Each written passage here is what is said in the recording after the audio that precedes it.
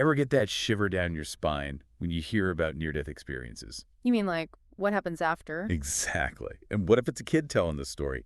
Today we're diving deep into Heaven is for Real, all about Colton Burpo. Ah, the 4-year-old who said he went to heaven. Right. Now, I got to admit, I went in skeptical, but some details, well, they make you wonder. Before we get to the heavenly stuff, though, the book really lays out how rough things were for Colton's family before any of this happened. Yeah, it wasn't like, poof, angel visit. This was a family drowning in medical bills. His dad was recovering from surgery himself. They were struggling financially. Stretched thin, to put it mildly, and then boom, Colton gets sick. And not just a sniffle either. The book doesn't hold back on the fear, does it? Days of throwing up, doctors stumped, that frantic drive to a different hospital. Talk about relatable. That parental panic, you can just feel it. Absolutely, that fear that you might lose someone you love, it's universal. And the way they describe Colton at his worst. The shadow of death, they called it. Chilling. You really get the sense that this kid was this close. Reminds us how fragile life is, doesn't it? Like we put so much faith in medicine, but sometimes Sometimes it's just out of our hands. And here's where the story takes that turn, right? He pulls through the surgery, which is a miracle in itself, but then, things get kind of weird. to put it mildly, like he starts saying these things. Little comments here and there, easy to dismiss at first. Right, like, oh, he's just a kid. He doesn't know what he's saying. But then he says, we got to pay the doctor. And not just that, but why? Because Jesus used him to fix me, he tells them. It's chilling. Like, what 4-year-old talks like that? It's like he's recalling a transaction, almost. So, matter of fact. And then there's the funeral, Oh, yeah, I'd forgotten about that. totally out of the blue. Someone they knew had passed away, and Colton just yells out, he had to know Jesus. It's like, where is this even coming from? Right.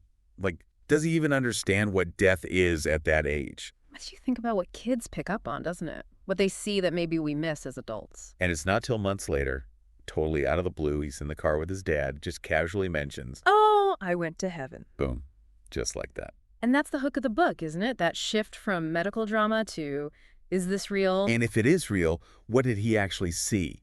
Because some of the stuff he describes, angels with swords fighting a dark figure. Okay, that's not your typical Sunday school flannel graph material. Not at all.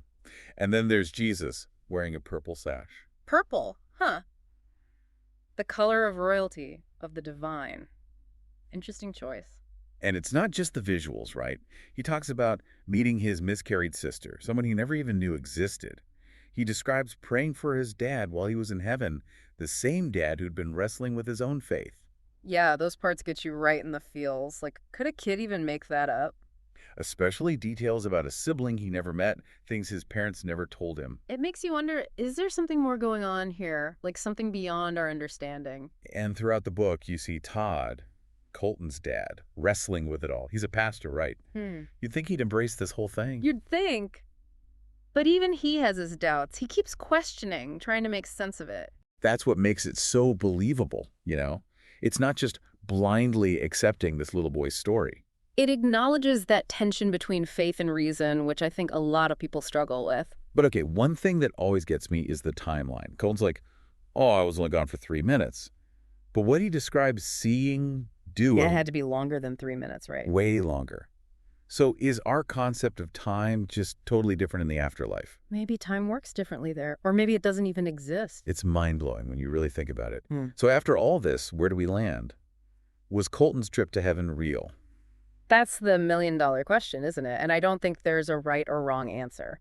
It's really up to each person to decide what they believe. We can analyze the details, but ultimately, there's no scientific formula to prove or disprove these kinds of experiences. Maybe that's not the point, though. Maybe stories like Colton's are meant to challenge our assumptions. To get us thinking about life, death, and what might be out there. And maybe even find some comfort in the face of the unknown. It's a lot to wrap your head around, that's for sure. It really is. So we got to ask, what stuck with you? What parts of Colton's story resonated or maybe left you scratching your head? Let us know. And if you could ask him one question, what would it be? Keep those thoughts brewing, keep exploring, because who knows, you might just uncover some amazing insights along the way.